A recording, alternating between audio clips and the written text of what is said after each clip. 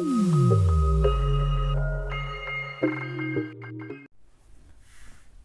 दोस्तों, नमस्ते। इस वीडियो में मैं आपको जानकारी दूंगा कक्षा 10वीं के अध्याय 5 प्रश्नावली 3 के पहला प्रश्न के बारे में।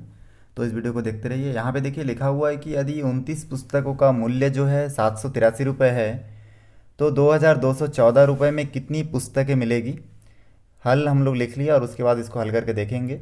तो सबसे पहले तो हम लोग को मालूम नहीं, तो इसलिए हम लोग यहाँ पे लिख लेंगे माना कि 2214 रुपये में एक्स पुस्तकें मिलेगी, ऐसा हम लोग लिख लेते हैं।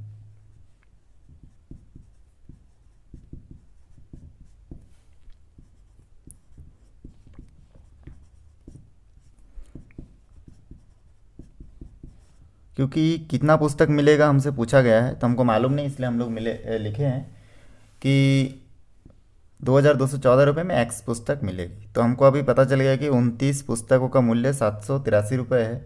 उसी प्रकार से एक्स पुस्तकों का मूल्य जो है 2214 रुपये है, ठीक ना।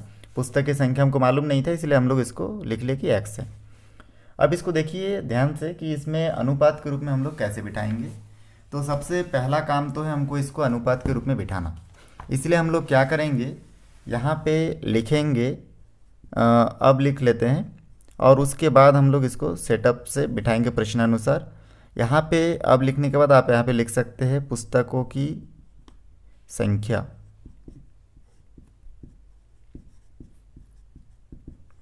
पुस्तकों की संख्या और फिर अनुपात, मतलब 2 बिंदी लगाइए और इस पुस्तकों का मूल्य लिखिए। देखिए यहाँ पे पुस्तक और मूल्य लिखा है, तो वैसे हमको बनाना है जैसे हम लोग अनुत्क्रमानुपाती और समानुपाती गणित में बनाते थे।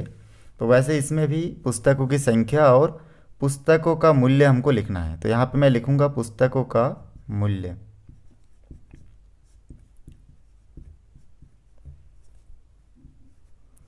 ठीक, तो ये पुस्तक हो गया और इस पुस्तक का मूल्य। तो यहाँ पे पुस्तक का मूल्य लिख सकते हैं या फिर दूसरा अपने हिसाब से लिख सकते हैं। फिर समानुपात का निशान आपको देना है और फिर यहाँ पे लिखना है पुस्तकों की संख्या, क्योंकि 2 बार पुस्तक है तो पुस्तकों की संख्या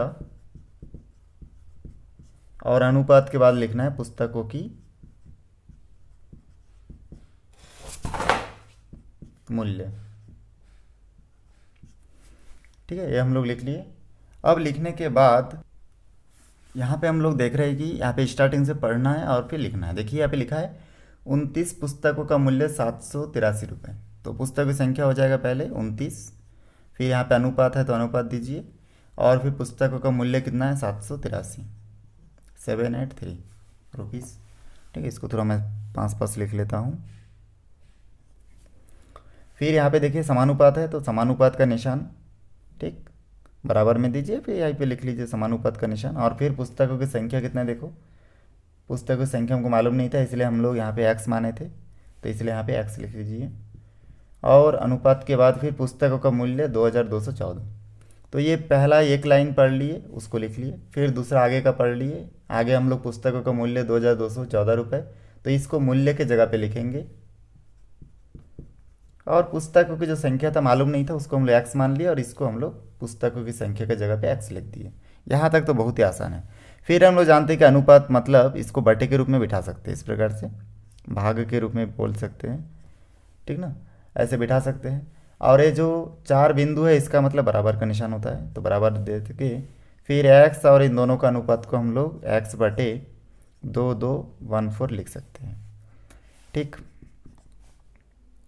ऐसा करके हमको बिठाना है। उसके बाद आगे देखिए, अब इसको हम लोग तिर्यक गुना करेंगे। तो यहाँ से 29 के साथ ये गुना होगा और एक्स के साथ इसका गुना होगा। तो क्योंकि एक्स को इस तरफ हमको रखना है लेफ्ट हैंड साइड में, तो इसलिए हम लोग पहले एक्स को इसके साथ गुना कर लेते हैं। तो एक्स गुना 783 और बराबर में 29 और इसका तिर्यक गुना होगा, तिरछा गुना, ठीक ना। ऐसे हम लोग तिरछा गुना करते हैं। तो यहाँ पे हो जाएगा 2214 के साथ गुना हो जाएगा 29 का। फिर यहाँ से x को इधर पक्षांतर करेंगे तो हो जाएगा x बराबर 783 गुना में है, इधर आके भाग हो जाएगा, मतलब 2214 गुणित 29 के बटे के नीचे आ जाएगा 783। चलिए आगे हल करते हैं। तो आगे हम लोग देख सकते हैं कि यहाँ पे इन दोनों को गुना करना है फिर भाग देना है। तो इसको थोड़ा सा हमको सरल करना है। तो यहाँ पे हम लोग देख रहे हैं कि यहाँ से 2214 और गुना 29 और 783। अब पहले हम लोग 29 से भाग दे देते हैं। 29 से अगर मैं 783 को भाग दूंगा तो यहाँ पे देखिए, क्योंकि ये दोनों छोटी छोटी संख्या, पहले छोटी संख्या को भाग ले दे देते हैं।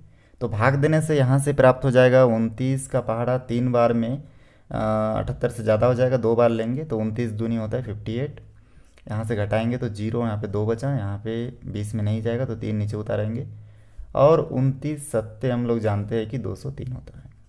ठीक ना, गुना कर लीजिए, 7 ने 63 का 3 हासिल 6, 7 दूनी 14 और 6 20, तो 203। तो इस प्रकार से हमारा जो उत्तर आया 27 आया। तो इसका मतलब इन दोनों को काट देना और 27 को बड़ी संख्या के साइड में लिख देना है 27। तो यहाँ पे देखिए भाग दे के मैं आपको बताया कि इस प्रकार से आप भाग दे के बना सकते हैं। तो यहाँ पे क्या बचा है उसको मैं यहाँ से नोट कर लेता हूँ। तो यहाँ पे देखिए x बराबर ऊपर 2214 और नीचे खाली 27 बचा है।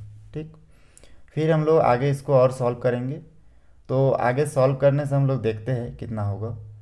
तो आगे सॉल्व करने से यहाँ पे हम लोग देखते हैं कि 27 को अगर हम लोग भाग देंगे, तो यहाँ पे हम लोग भाग दे के देखते हैं। तो रफ में अगर मैं भाग दे के देखूँ 27 से 2214 को, तो यहाँ पे देख सकते हैं आप कि 27 6 बार हम लोग भाग दिए थे अभी, तो 27 आया था। ठीक ना, 29 को भाग दिए तो 27 आया था। अब 27 से अगर 2214 को भाग दे तो 27 का पहाड़ा 8 बार में होता है 216। ठीक ना, 27 अट्ठे 216, इसमें घटाएंगे तो यहाँ पे 5 बचेगा, फासिल लेंगे 11, यहाँ पे 0 और 0 बचा।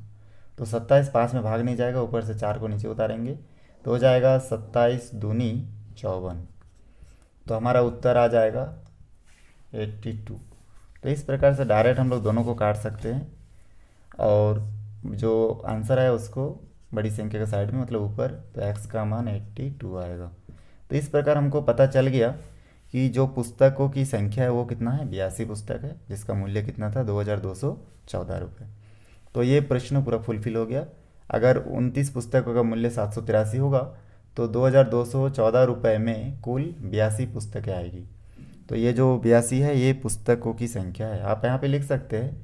अतः 2214 में 82 पुस्तकें आएगी, पुस्तकें मिलेगी या आएगी, ऐसा करके लिख सकते हैं। तो उम्मीद है दोस्तों आपको समझ में आ गया होगा। वीडियो को शुरू से आखिरी तक देखने के लिए धन्यवाद।